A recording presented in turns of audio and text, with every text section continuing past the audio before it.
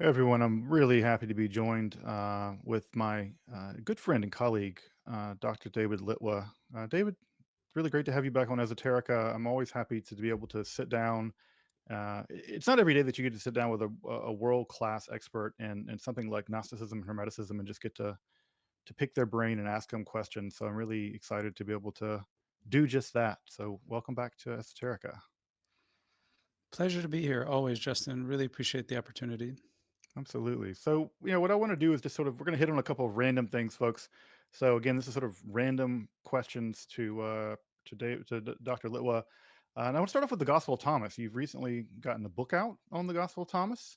Could you say a little bit about that? It's like an introduction to the Gospel of Thomas. I haven't had the chance to read it yet, but for a text Yeah, that's been so popular, I'm curious. What's your introduction like?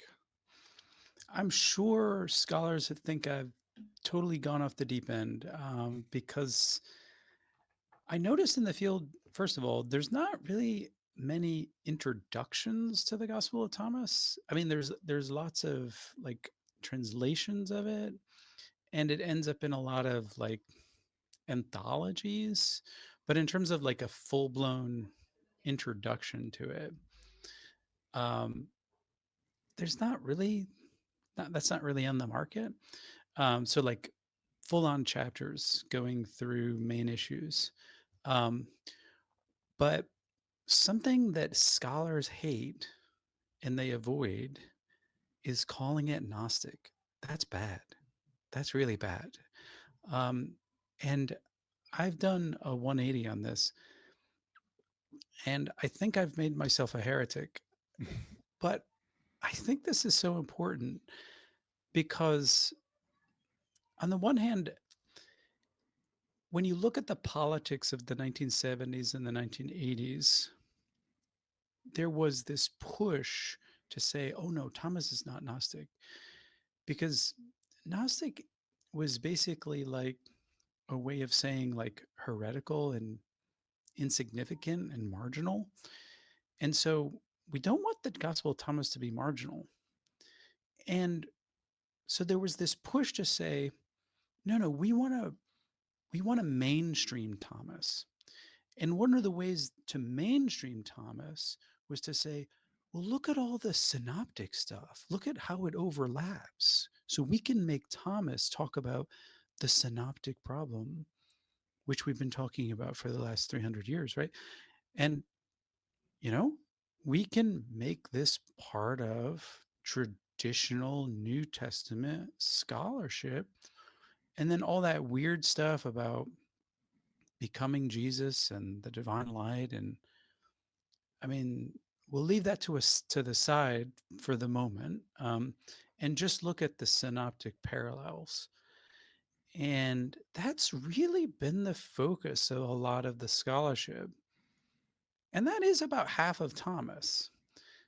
But to me, the really cool part of Thomas has been that half, which has stuff like, I will become him. Whoever drinks from my mouth will become as I am. You know, like that's pretty cool. Like where Jesus gives three secret words to Thomas, and you never figure out what they are. But if you did, you might get stoned and fire would come out of the rocks and burn you up. That kind of like weird stuff where you're pre-existent and you have a pre-existent image. Like, I mean, it's all kind of like woo woo. And that's kind of stuff that New Testament scholars, they don't really pay attention to. And so my theory was this, that I think I think this text is mid-second century. I think is written in Egypt. I think whoever wrote this believed what we would consider to be, an esoteric version of Christianity. And I think they wanted to present a version of Jesus that was familiar to people. And so they included a lot of synoptic sayings, but also tacked on a lot of information that moved people in a new direction, a new interpretation of the old classic sayings, and then mixed in a lot of new sayings to lead people further along a path, what I would consider to be a Gnostic path, toward a new vision of Jesus. And so I call it a Gnostic gospel, but it's an exoteric text rather than an esoteric text, because it's it's meant not to shock you. It's meant to be familiar. It's meant to sound like, oh yeah, this sounds vaguely synoptic. And even the way it's written, it's stacked in such a way so that you get a synoptic saying, then one of these new woo-woo sayings, esoteric sayings, and then another synoptic saying, and then an esoteric saying. So it's kind of like stacked so that you're not overwhelmed by the new in the novel. Um, and that's kind of how it flows. So you're led deeper and deeper into this new image of Jesus, but along the way, you're never quite outside the familiar Jesus who's been talking to you, in the language of the synoptics. And I think that's quite intentional. But at the end, it is a very different Jesus. It is the Jesus, the light over them all. And if you don't get that, well, read it again. Right, right. And folks, I'll have the link down below in the description for Dr. Litwa's new book if you wanna check it out. I'm looking forward to reading it myself. And this sort of gets me to my first question, and you've kind of answered it. Is that I'm curious, like, what's the big takeaway from the Gospel of Thomas? In the sense of, you're reading it in this interesting way. What do you think the big thing that, when the people or the person that composed it, what do you think that their ultimate agenda was, theologically, rhetorically? I love the idea of sort of a rhetoric of getting you something you're familiar with, and then putting in a little bit more stranger things, and that rhetorical device of inviting people into a more esoteric Jesus. But what do you think that the ultimate takeaway is from the Gospel of Thomas? Okay, so my crazy theory is it's responding to John. John says that Jesus is the way, the truth, and the life, and that he's the only way to the Father. And Thomas's message is that each and every one of us is the only way to the Father. That is, the exclusivism proposed by John to concentrate the divine light on a single incarnate figure is blasted open so that the shards of divine light are incarnate in all human beings. Jesus remains the light above them all. It's not totally clear that he's ever fully incarnate. It's said that he appears among human beings and that he has compassion on human beings who are drunk. And he's obviously speaking, he's a talking head throughout the gospel, but it's never said that he becomes flesh, as in John. And throughout, this is in agreement with John, the flesh is disparaged. In John, we have the flesh profits nothing. The world is a carcass. The flesh is something that we discard. So the difference then is we have the light within. John says that the light comes down and, it becomes flesh, that the Logos becomes flesh and becomes the light within all human beings. Thomas says there is light within a person of light, and that shines upon the whole world. Jesus says, I'm the light of the world. Thomas says, that light of the world is in everyone. So it opens up the exclusivism of Thomas, and it basically what it does, and this is why I call it Gnostic, is it takes this Gnostic theme, and it's one among many themes, but which is the divine spark, and it translates it for Christianity and makes it Christian, basically. puts it into the lips of Jesus, something that was a theme in other literature, and makes it a fundamental Christian theme, while at the same time toppling that theme, that exclusivism in John, but doing it in a very subtle way, like not out and out saying, you know, John's wrong. In fact, it sounds a lot like John, even when it's disagreeing with John. That's my take, anyway. And in terms of the theology of that's informing it, would you say that it's in the Johannine tradition, or would you say that it's, some people talk about Thomasine Christianity, or that it's a unique branch, but do you think that the trajectory is theologically has its origins in the Johannine literature? I think they're all part of the same larger theological stream. I mean, when you, I often like to say they're more similar than they are different. Hmm. I mean, the vision of Jesus isn't the wild-eyed apocalyptic prophet, the man of Galilee. It's the mystagogue. It's the talking head teacher. It's the guy whose feet don't seem to touch the ground often. He kind of floats around and has these long discourses, parables, which, people half understand. He often uses misdirection. He sort of sounds like Yoda, both in the Gospel of John and in the Gospel of Thomas. So the character is the same.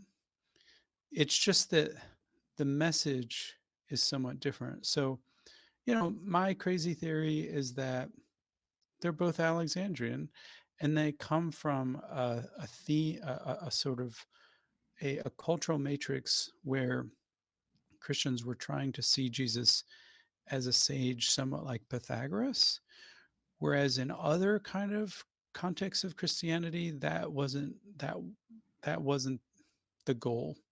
They much preferred the apocalyptic prophet, um, who was, much more concretely embodied and had much more local Jewish color. Um, I don't really read that in either Thomas or John. He sort of floats above history in both texts as a character. Mhm. And I guess that leads me to my second question about Thomas. Is that one of the I mean, and there's a lot of strange things in the Gospel of Thomas, but one of them that stood out to me is saying 12, where he basically says that heaven and earth were made for James, the brother of Jesus, and that seems to be in the sense that Jesus, as sort of the Johannine Jesus, the Thomas Jesus, is floating above the world. That in terms of talking about his literal brother James, flesh and blood brother, younger brother James. That seems to re-anchor him back into the world, and I've always found that saying to be unusual, more unusual than many of the others. And I was wondering what you make of that, given the otherworldly Jesus that we get in Thomas and in John. Here, sort of, the lights being shined on James all of a sudden, to what to me seems like a quite a spectacular way. It's definitely an erratic block. There's no doubt about it. But what's ironic about it is some scholars want to make so much of that saying. So April Dedekonic, for instance, wants to say that originally the Gospel of Thomas like emerged in Jerusalem in the year 50 when James was the leader of a Jewish Christian group, and that it was a rolling corpus, and that they eventually changed the nature of their message. I actually follow another great scholar of the Gospel of Thomas, Melissa Harl Sellew, on this one. Her theory of saying 12 is that it is satire. Why? Look carefully at the language. James, for whom heaven and earth came into being. Is heaven and earth something good in Thomas? When you look at all the instances of earth and world in Thomas, every single one of them is negative. In fact, the world is called a carcass, at least twice in Thomas. Creation itself is denigrated. The being called the creator and God himself is apparently distinguished from Jesus and the Father in saying 100. So, this traditional Jewish sounding saying, for whom heaven and earth Mhm. came into being, you know, it sounds like it has this local Jewish color, but then you look at how Judaism itself is portrayed in the text in saying 52 and 53, and oh my goodness, it is so shocking how this author thinks. It's a violent attack on circumcision. He says if God wanted circumcision, then babies should have come out circumcised. You know, so everything we know about creation, the world, heaven, earth, Judaism, all that's negative. And then saying 12, James, so it's almost a satire. And then when you look at leadership itself, like, are the apostles, like the initial question in saying 12 is who's going to be our leader, Right. right? Well, are any of the apostles, apart from Thomas, perhaps, are any of the apostles really good at being a leader? Are any of them really upheld as even remotely intelligent? Mhm. Look at the very next saying 13, where Peter and Matthew are upheld as basically half right. I mean, adults, basically, which isn't uncommon. So I don't know. The whole idea of being an apostle isn't even a good thing in the Gospel of Thomas. So to go to James, your leader, for whom the world came into being, it it doesn't sound good in light of the whole constructed narrative. Admittedly, April DeConnick might be right, but I don't think so. And it's interesting then that either way you read it, right? You can read it the way that James Tabor reads it, or you can read it in this satirical way. What's interesting in both accounts is that both seem to acknowledge that James was of weirdly central importance. That either he has to be singled out for denigration, as well, in this the satirical read, or he's on on James Tabor's read. It's an early saying to show how important he is. And I find that this is a project I'm working on, but that him being singled out for either reason still points to his seeming importance in the aftermath of the execution of Jesus. So yeah, it's a fascinating read on either how you read it.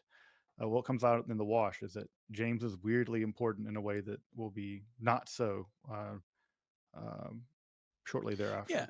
no, fair enough. I mean, historically, you're right. Like, if we had a time machine, he like history has been so whitewashed and memory has been so changed by the time you get to the second century.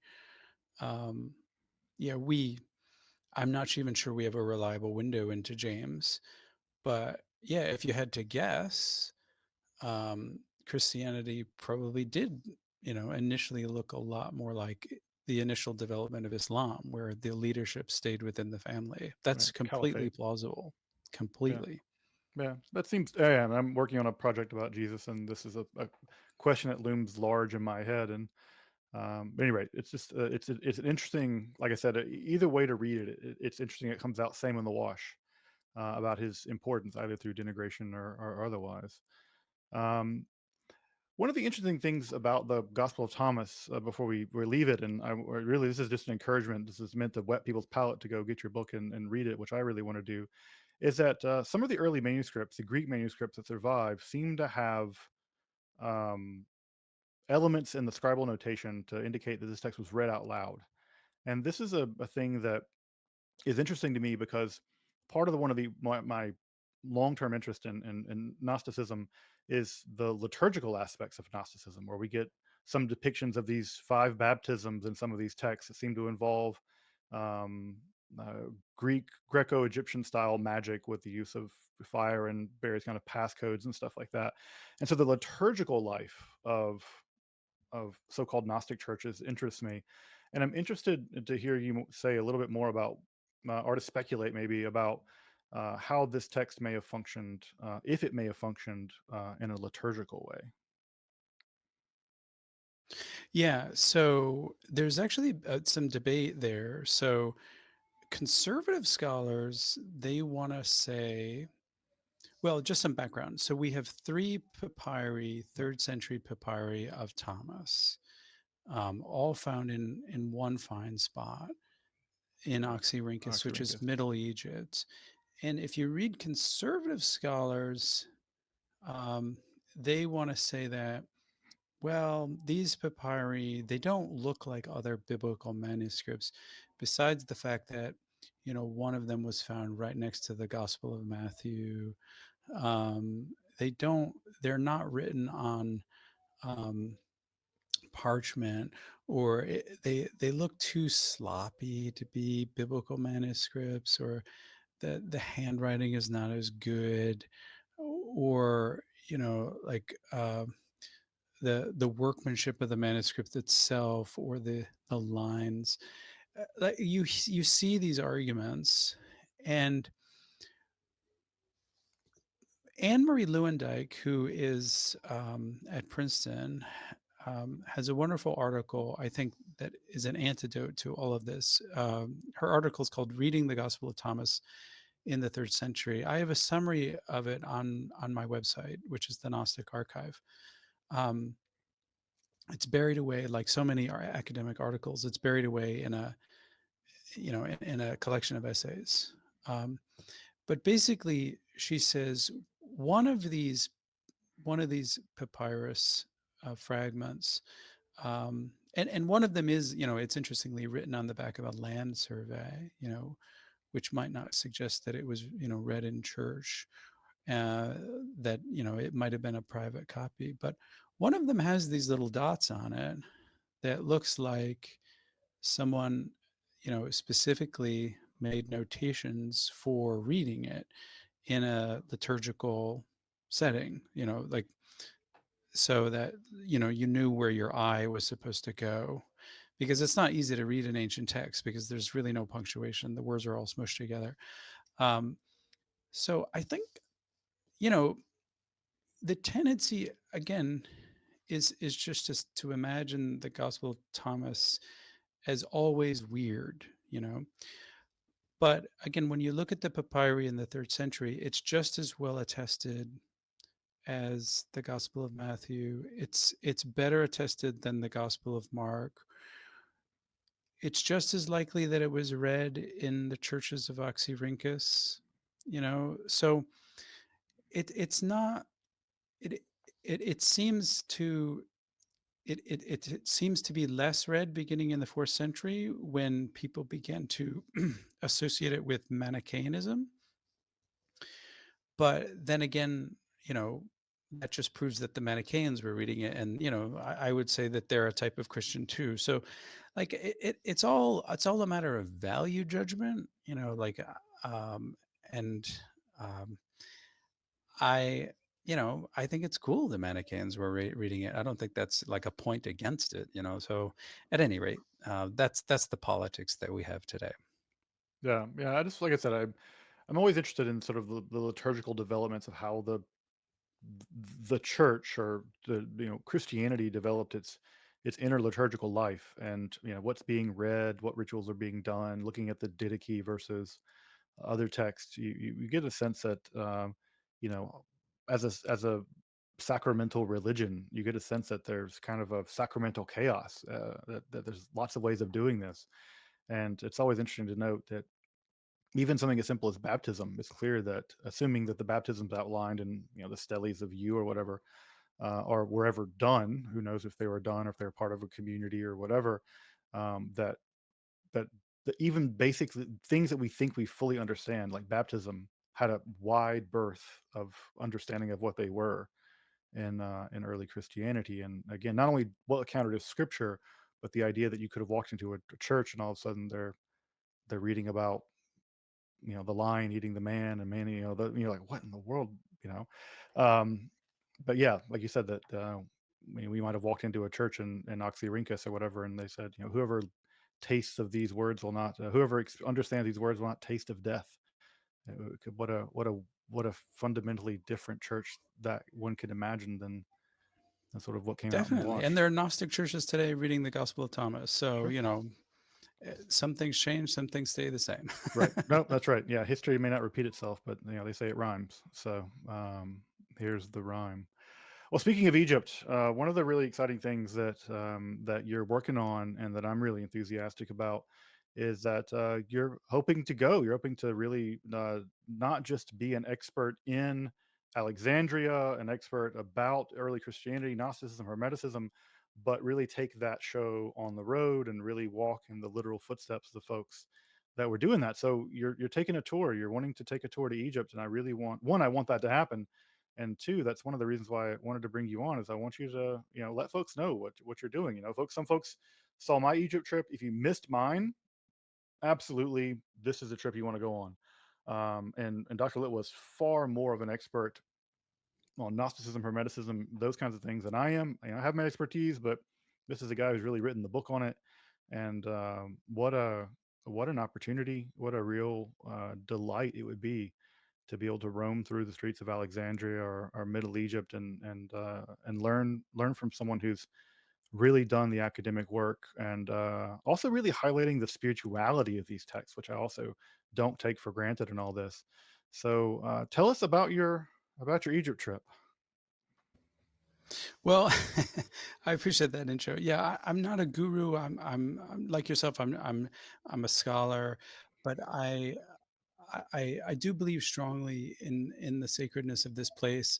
I'm looking forward to going there and smelling that air, which has preserved papyri for 2,000 years. I'm looking forward to seeing the underground of Alexandria, going deep into that time capsule, seeing those catacombs, checking out those museums. I'm so looking forward to, yeah, covering some of the same ground that you did in Hermopolis, doing Amarna, Beni Hassan, the tombs there, going up into the cliffs, seeing the Nile Valley. Um, yeah, getting a sense for where some of these ancient texts were discovered, how they were discovered, what the ancient environment was. Also, what the Egyptian desert looks like, like that's so important just to like get a sense of, where so many people had these mystical experiences, where so many monks and nuns lived and died. We're going to be going to some places that are a little bit off the beaten path, like Tapostus Magna.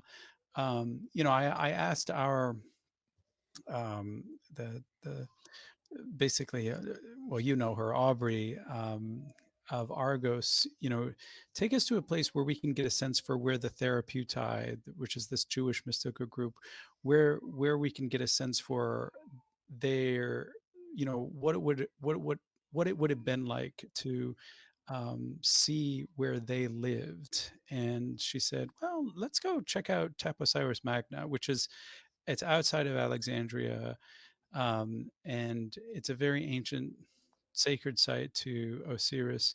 We don't know exactly where the Therapeutae were. Some people even say that maybe they didn't exist.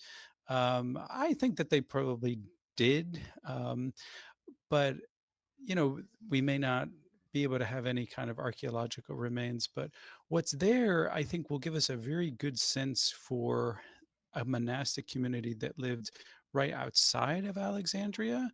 And, a lot of this stuff is just meant to like fund the imagination in a sense. Um, it might generate a spiritual experience for people. I mean, that's great. Um, I hope it will.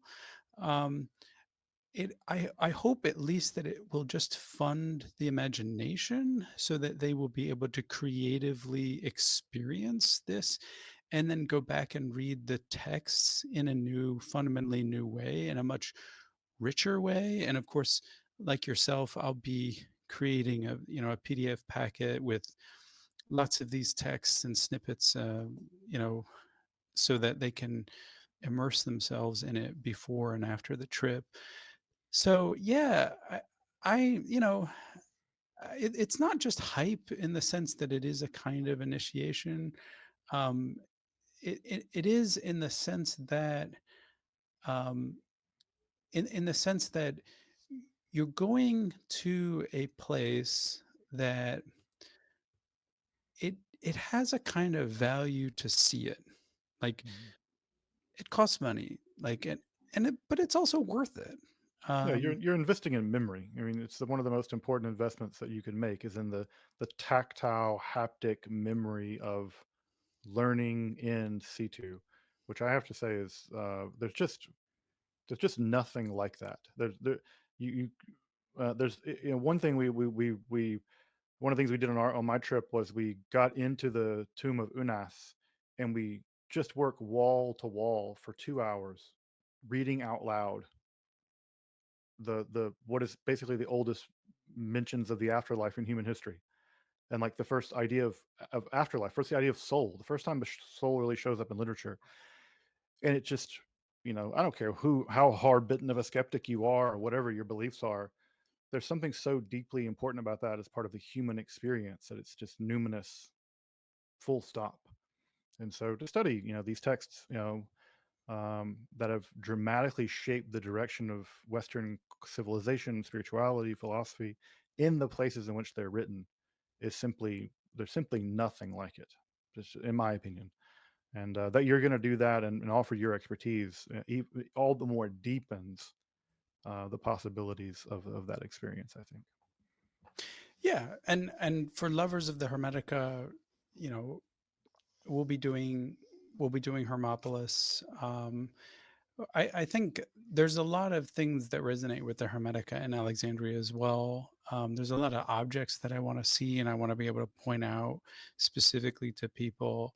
Um, you know, and on a lot of trips, I think on a lot of tours, it's like information overload, and you just go there and you take a bunch of pictures, and like it sort of washes over you and you don't remember much, and then you take a plane ride home, and then you might put together like a scrapbook, um, but that's kind of it. Like, you don't actually remember much, and I think what we're trying to do here is we're really trying to make this a memory in a deeper way. So the value add here is that we've got daily lectures from myself. We've got an Egyptologist, because no one can do the whole history of Egypt, right? Like, obviously not. So I'm doing, Greco-Roman period stuff. I'm doing the Hermetic stuff.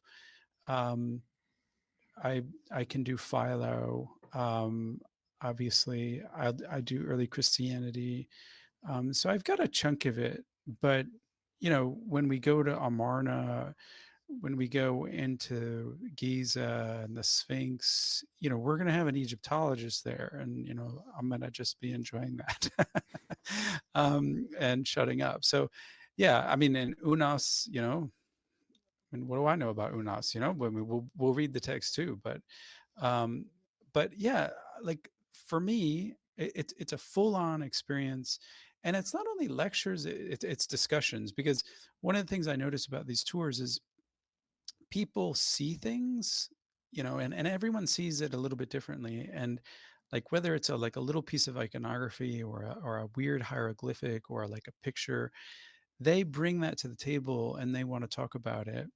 And and they often have an insight. And so, I told Aubrey that, yeah, ideally every afternoon or early evening, before or after dinner, I just want to have everyone sit down and just tell the group what their experience, what they saw, and then just have that kind of like sink in, you know, because otherwise in a tour group, this one is 8 days, 9 nights, or sorry, 9 days, 8 nights. It just goes by so fast that it doesn't sink in. And so we need to really like help each other rivet those memories to our souls, as it were, and make it an initiation. Yeah. What are you looking forward to most? When you think about sort of you're going to be on the tour too. What are you looking forward to? What are you looking forward to seeing the most? Well, I'm going to fly in a day early, and everyone will have an option to do this. So I'm going to fly in a day early. We're going to go to the Grand Egyptian Museum, which is brand new. So everyone will have an opportunity to do that just if they come in a day early. Um, you know, I, like to me, I guess just getting the lay of the land, um, and experiencing the place in living color. Um, like I mentioned before, breathing the air and seeing the desert, seeing the night sky, which has been there for so long. I know that's, people would normally say, like, oh, I want to see the pyramids. But, to me, obviously that's very special. But to me, like, seeing the Egyptian desert is so important. The cliffside, the tombs, the underground, smelling it. Um, and yeah, that underground iconography, the inside of some of these places, getting a whiff of it, Mhm. that really, that's what I'm looking forward to. Just fully on that tactile, touching some of these stones, um, as much as they allow. Yeah, no, I mean, I think one of my favorite memories is being on one of the mountains outside of Hermopolis Magna, and you look in one direction and you can see Kemet, the black soil, and you can look the other direction, and that's the Sahara, and that's Deshret, the red soil, and you're standing on the liminal, right in between the world of Kemet, which you can see, and Deshret, which you can see, and you scoop up a hand of sand, and that's the Sahara, and then you walk, you know, 30 meters in the other direction, and you scoop down your hand there, and it's black, soil. And there's something Yeah. about that, you know, um, yeah, it settled. It made an impact on me. It was very like powerful, um, a very powerful experience. And that hasn't changed. Yeah, I mean they've changed the fact that the Nile doesn't flood, but the soil they haven't changed, the air they haven't changed, and So the air is a bit different in Cairo, yeah, but, fair but yeah, enough. get out to Hermopolis Magna, and it's a bit better air than Cairo. Right. Yeah, and that's what I think is good about this trip. Like, Middle Egypt, Hermopolis Magna, Tapostus Magna, getting off the beaten path, getting where tourists aren't, and then breathing that air and seeing those sights. I think will be the most refreshing thing, and the fact that Argos is good at luxury, so you'll be able to refresh yourself in 4 and 5 star hotels also, and not have to listen to me all day. You can um, you know do your own thing after 4 p.m. and just sleep or whatever you want. It's a luxury trip, but they do a nice job. So Yeah, I can testify. I can testify. I've done two back-to-back trips with them, and can say that for folks, if you can go on a trip to Egypt with a scholar, this is a scholar. This is a trip. Highly recommend folks to check it out. You can find all the information down in the description and in the pinned comment. Again, I really think this trip is a trip for a life. And like I said, it's not often that you get to see Egypt with all the power that comes with that, but also to have access to a scholar who's written book after book after book on these incredibly important esoteric spiritualities, and be able to have access to both of those in the same room. I think it's just an incredibly important thing, and I would highly encourage folks to take a look at Dr. Litwa's trip. Like I said, that's all going to be in the pinned comment down below if you want to check that out. And if people want to go see the open house where Aubrey goes through the set of questions, it's on my channel, and through the whole itinerary. Go to town. Um, I've got about 1.5 hour more because I've got to go right into the Greek lesson after this, but we've got plenty of time for Pistis Sophia. So Okay. Yep. Yeah. So let's move in that direction. Like I said, folks, yeah, check out the trip to Egypt in November. Right? It's in November, but yeah, when? But registration. Tell us more about registration. When is registration is open? Early bird discount, $500 off. So definitely. Yeah, you yeah. know you Take don't want to get advantage your of five that. hundred dollars Yeah, off, but when does registration end? This is the really important thing. Folks need to make up their mind, and you got to commit. yeah. So it ends September 15th. So that's not a lot of time. But and I definitely want everyone take advantage. Get the $500 off. You got to do that before August 25th, though. So please, I know that this is a lot, but it doesn't make any sense to wait after August 25th. Get that $500 off. If you're going with your partner, you can both get $500 off, and spread the word.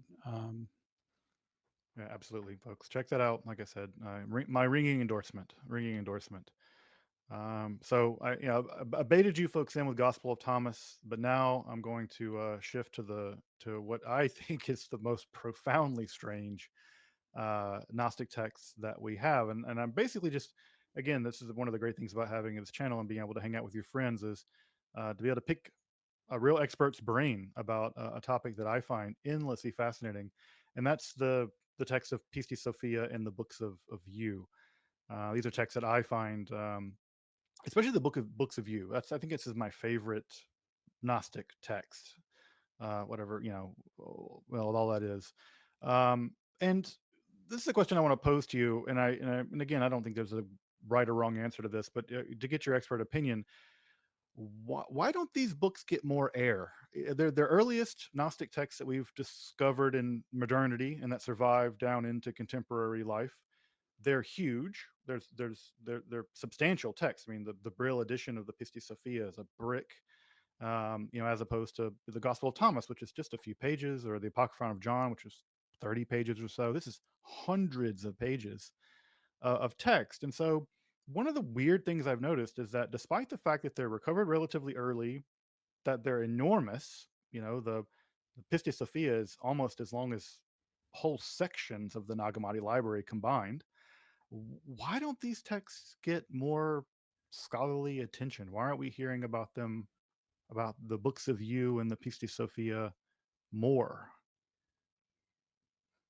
Well, the short answer is they're not like the New Testament, right? So Thomas gets a lot of attention because it's half of it is synoptic. But the long answer is, and it's a darn shame because you're right.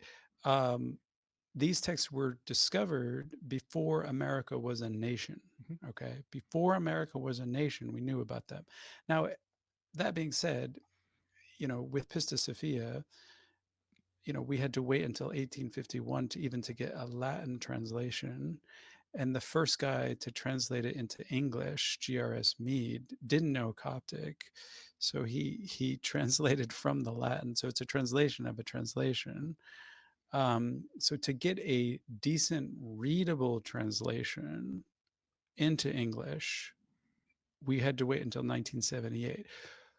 That being said, there still is no good excuse for the almost utter and complete neglect of this among scholars.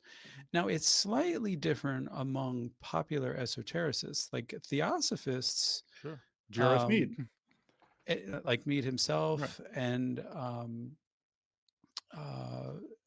and among several French and English and some Germans who were just esoteric practitioners, uh, and a few in South America as well. Yeah. And the Latter They Day Saints, and weirdly, interestingly Yeah, enough, the Latter Day Saints have had a particular interest in Pistis Sophia and the books of you. so they have done a better job than scholars, and I say that to the shame of scholars. Um, there's also, interestingly enough, like the first modern language edition, it came out in French in the late 19th century, and it it had this misleading introduction saying that Valentinus wrote it, Mhm. and then in the German language edition, there was a long article written that it was Ophite, and both are like completely misleading. Like it has nothing to do with that. When you read the Pistis Sophia, and I think overall there's more interest in the Pistis Sophia because it it it looks it it it's more full. It's very it's like the most perfect Sahidic. Like if I was teaching a Coptic class, I would teach it from the Pistis Sophia because it's like the most crystal clear Sahidic you could read, very repetitive, um, and it's a story of Pistis Sophia, faith, wisdom in books 1 and 2, and in books 3 and 4, it's more books 3 is very ethical focused. Book Mhm. 4 is is a lot about like the punishment of souls. It's book 4 is a lot more like the books of you. And you know, I think one of the reasons that people avoid it is it is hard to read. I mean, in the sense that it's very repetitive. It's highly focused on metaphysics.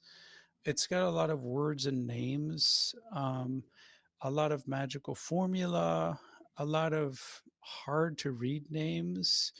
Um, and so, yeah, some people think it's monotonous. I think if you boil it down, especially into the Pistis Sophia, it's a pretty good story of wisdom.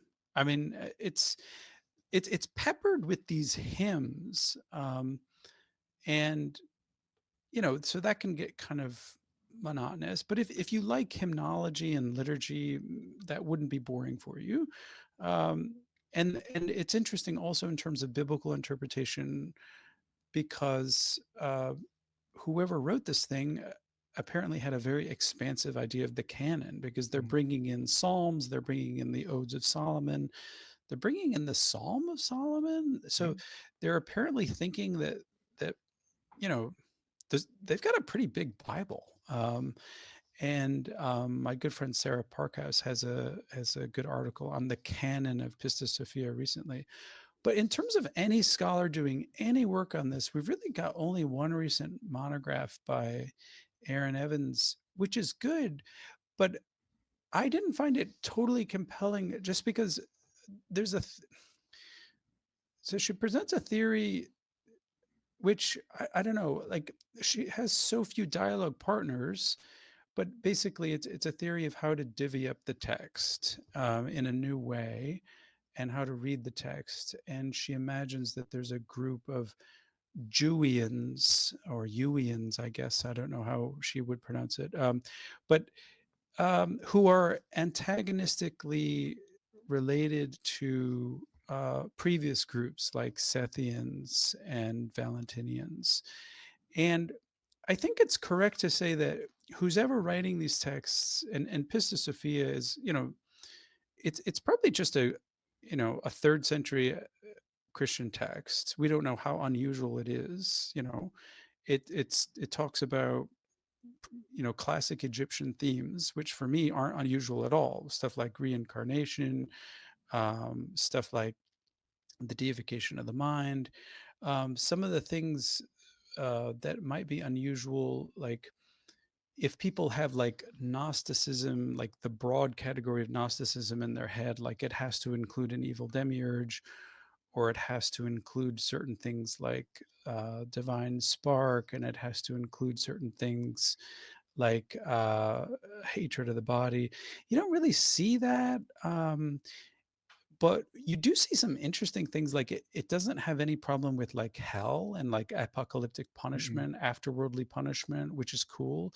Like some people think like Gnosticism can't have punishment after death, but clearly it can. So like it combines things. It's surprising, and yeah, it just I think that as a combination of it's not normally what people think of as Gnosticism, plus the fact that it's really hard to read, has basically made it difficult for people. But that's no excuse. And I think it's a darn shame that scholars are frankly, um, it might be like Orientalist stuff in there as Mm, well, like the sense that, um, like if you take Hans Jonas for instance, like Jonas didn't even have Nagamati, and I like so when he described Gnosticism, like you would have thought like, oh, well, obviously he would use the books of you and Pistis Sophia, but he doesn't. mm-mm. Like it's like they Yeah, don't that's it's exist. such a strange. That's another thing I was going to say. It's like it's And like it literally that Pistis and Sophia represented more available Gnostic literature than everything else combined at that point, and he right. just like, eh. It's And so there's something I think that either it's a psychological thing or it's like an emotion. People are frightened of the book or something that it just or that it's so bewildering in a way that I don't know that to me the answer seemingly is either it's just it's long and difficult and therefore not, which is a bizarre argument for scholars because that seems to be the thing that scholars love the most is long, difficult because that's just like job security. You could just mine this thing forever and never run out of articles to write about it. Or there's some other kind of weird other thing where the text is so strange or I don't know. Um, but I was talking to Erin Evans about this, and she was advised not to work on it. Basically, she was just told don't touch it, you know. And that's just something there's something taboo about and also the untitled text, right? yeah. That no one talks about. Yeah, no, Um, I haven't seen anything on that. Not Nothing, anything at all, except for the edition itself. Like right? there's not even a fair introduction on it. Right. Yeah. It And what's doesn't even interesting, appear in the Nagamati library like no, texts, as like in the it translations. doesn't even Yeah. get a title. Right. It Like, doesn't have a title. Yeah. yeah, and the fact that they were found at the same time, which is interesting to me, that we found these two texts that, presumably, we don't know when the other was found, but these two texts were found roughly around the same time, seem to talk to each other, and we've never found another text like them since. That's so unusual to me that we've not found, you know, clearly the books of you and the Pistis Sophia are part of the same kind of literary environment.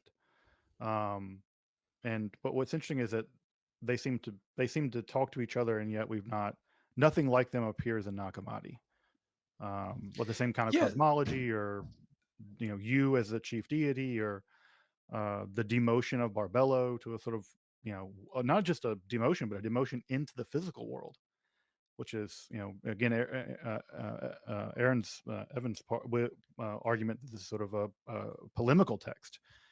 I don't know. Those are just things about me that strike me as just extremely unusual about this text that They cry mix out and for match the some. characters. Yeah. Yeah. So the theory is, and it's sort of prudish, but the theory is, and I think you see a little bit of this in Jonas, is that the books of you and the Pistis Sophia represent a degenerate form of Right. Gnosticism, that the Some too pure magical. forms of Gnosticism are Sethianism, Valentinianism, maybe throw in Carpocratianism, I don't know, but like those pure forms of Alexandrian, Vessalides is in there too. But that by the time you get to the third century, and this was, generally anything late antique, like the further you got into late antiquity, the more degenerate things became.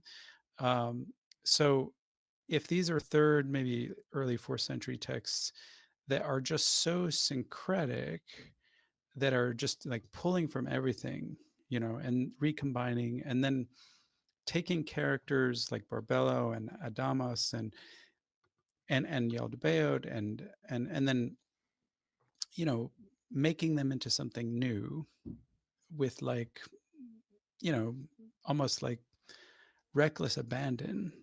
um it like they were making a new story. I think from the 21st century we have no right to call that degenerate, but the question would be then, what on earth were they doing? Because I think we have to assume they were doing something intelligent, they were doing something purposeful, but what on earth did they think they were doing? And I personally, I mean, all due respect to Evans, I think the polemical theory could be right, but I think that there are also other ways of imagining that. It could be polemical, it could be playful, it could be there's just the sense that they,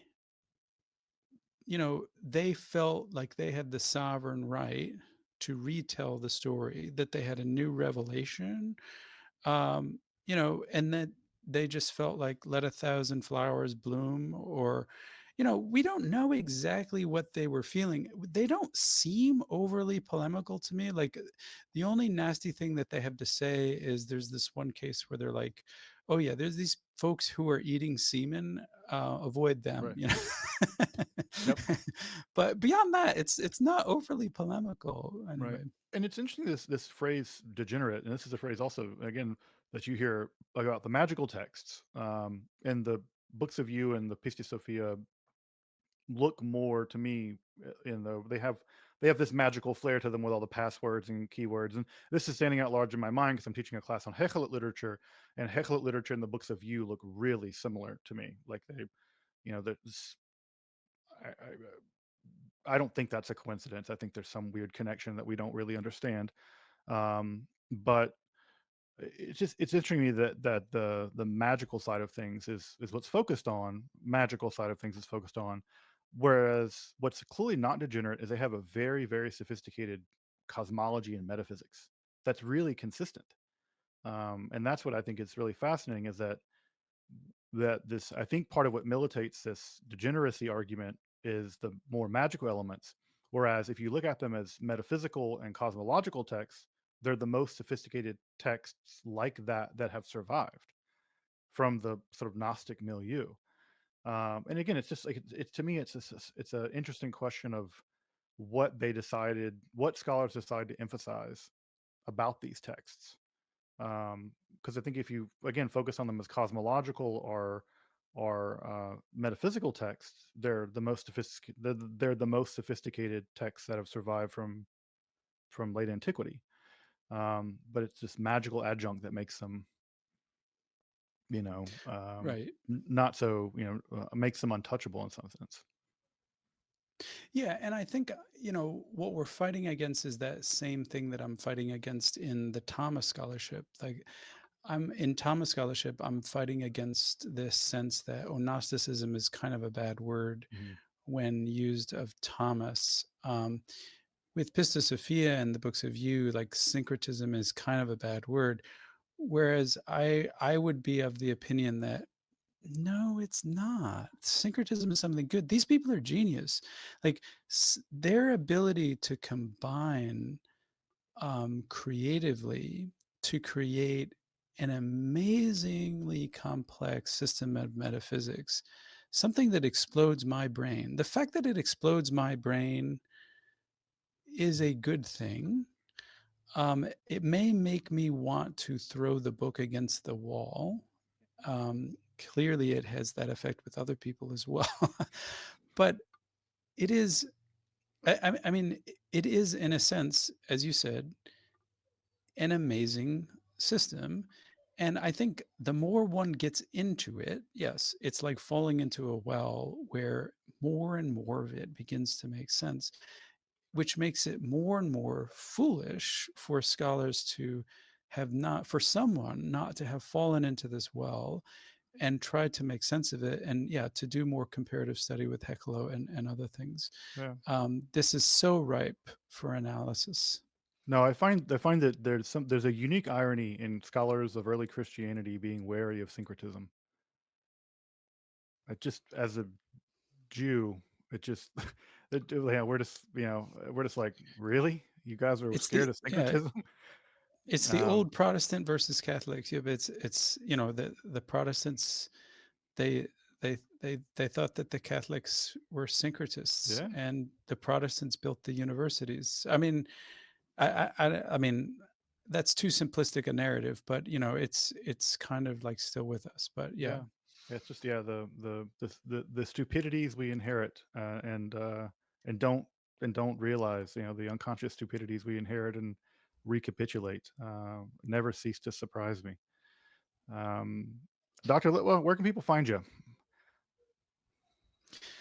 well, I hope there's not an AI version of me somewhere spewing obscenities and the opposite things, which I believe. I guess there's no way to prevent that without having some copyright of my face and voice. Um, but assuming that the world is honest, you can go to mdavidlitwa.com, and get a bunch of free scholarly summaries of books and articles in the field of Gnostic studies. If you want the paid version, you can get everything, and support me along the way. I'm on Patreon too, just like everyone else trying to survive in this world. There you can get all my blogs, all, a bunch of discounts and early access to videos, and on YouTube as well. But yeah, the main thing I want to reiterate is if you feel called to come to Egypt, please do. Please don't wait. I want you to save as much as you can, um, and I want to meet you. And I want you to enjoy the trip of the lifetime. Frankly, folks, I don't know if I'm going again. The world is so messed up, and I guess we're not getting any younger. So don't wait. Yeah, Anyway, I hope folks. to see all of you. Yeah, again, let me just reiterate, if you trust me, trust Esoterica, please let my voice be a vote in the direction of heading to Egypt with Dr. Litwa. I know there's a lot of folks who wanted to come on my trip, but couldn't do it for various reasons. Here's another opportunity that I can't stress enough just how much I really am, yeah, how much I really do believe in this trip, and really would hope that, for folks who are on the fence or who want to do it, do it. It's going to be great. It's going to be wonderful. Appreciate that. Absolutely. Well, Dr. Litwood, thank you for taking some time to hang out with me and field my questions on everything from Gospel of Thomas to Pistis Sophia. So I really appreciate your time and your expertise. Again, folks, check out Dr. Litwood's channel. I'll have again links down and the pinned comment in the description. And support him. This kind of scholarship is independent, accessible scholarship that we're putting out there for free. And like me and everyone else, Dr. Litt is doing a tremendous service for not just the history of Christianity, but for people's spirituality. And I really feel like, that's the kind of guy we want to support. So check out his content, check out his Patreon, check out his Egypt trip. And it's great to have you on, man. Thank you.